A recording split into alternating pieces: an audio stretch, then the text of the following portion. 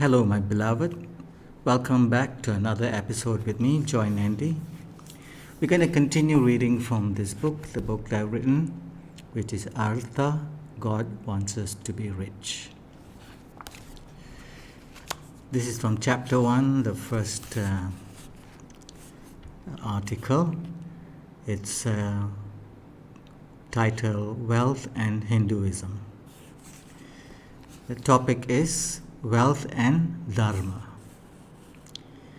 We have read, heard, and seen so much negativity about wealth and the wealthy that many of us may be put off by it. But is money itself a bad thing?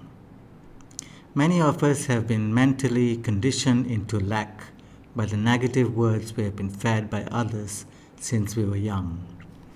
Wealth and money are not bad things, as the world would have us believe. It is so only in the hands of bad people, but in the hands of good and spiritual people, wealth is divine.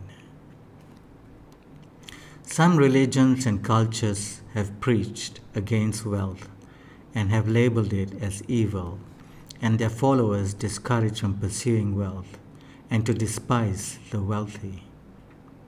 Then, when they need some money and have a desire to pursue it, they battle with their spiritual beliefs and a negative perception of money. Fortunately, this is not so for the Hindus. In Hinduism, wealth is mentioned in the Vedas and ancient spiritual scriptures as something every human being must pursue. So the Hindu shall experience no guilt or sin in pursuing and possessing wealth. In fact, it is stated that it is a sin on our parts if we do not pursue wealth for our families and societies. Just as Krishna, God, told Arjuna that Arjuna would commit a sin if he does not fight the Kurukshetra battle, which was his dharma as a warrior, so too we shall commit a sin if we do not earn our wealth, which is our dharma. We have been misinformed about wealth all our lives.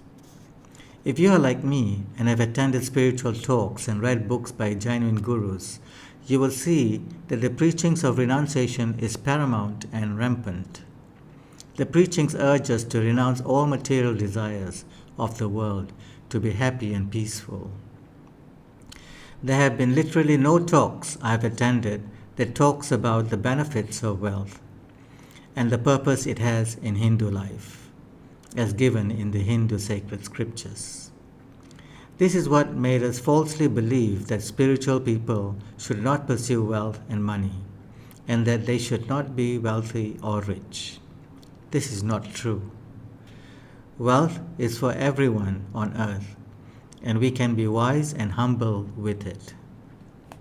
We, each one of us, have a birthright to wealth as part of our lives on earth, and is necessary for our dharma, or to carry out our purpose and righteous duties on earth. This includes using our wealth to look after others. This is by law. The purusharthas, or man's purposes, which are Dharma, Artha, Kama, and Moksha, state that man needs to experience each one of these stages and fulfill these purposes. So Artha, which is money and wealth, and Kama, which is desires and pleasure, are also things we should experience by divine law. But generally, sages do not discuss much on these two, and have been preaching mostly on moksha, which is liberation from worldly possessions, and the last stage to be practiced in man's purposes in life. If a spiritual seeker is not informed that it is okay to accumulate some wealth or artha as his duty, before he is told to renounce, he may have nothing to renounce. Think about it. Sages preach renunciation. If a new student to Jnana Yoga were to learn this, even before he has any wealth, then he actually has nothing to renounce. Does this make him instantly liberated? No, it does not. It just makes this person very poor and sinful.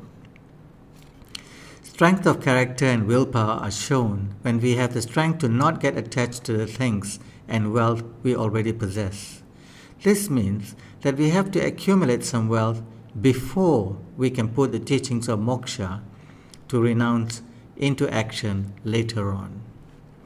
I noticed that most spiritual books only deal with renunciation and detachment to possessions and people, very few on how to get some first. This book is born to do that.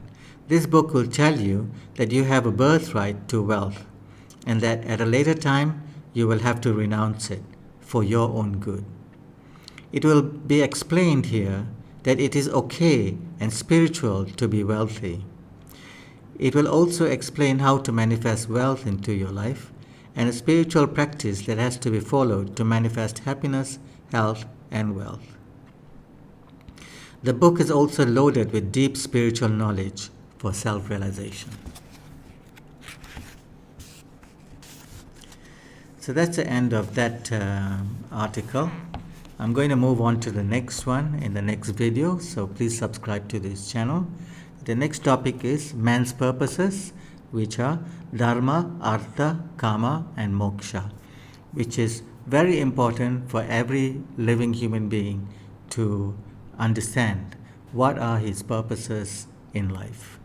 So please tune into the next episode, subscribe to this channel, like and share this video if you could. It will really help me. If you'd like to download this book, this entire book in an ebook format, please go to my website, which is www.joynandy.co/ebooks.